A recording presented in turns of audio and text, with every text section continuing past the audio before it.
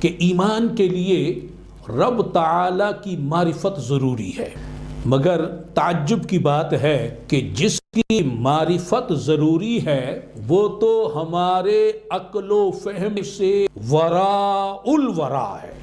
یہاں تک فرما دیا گیا کہ اللہ کی ذات کے بارے میں سوچو بھی نہیں، حکم دیا اسے مانو، حکم دیا اس کو جانو، حکم دیا اس کو پہچانو۔ اب مانو بھی، جانو بھی، پہچانو بھی، مگر اس کے بارے میں سوچنا نہیں ہے۔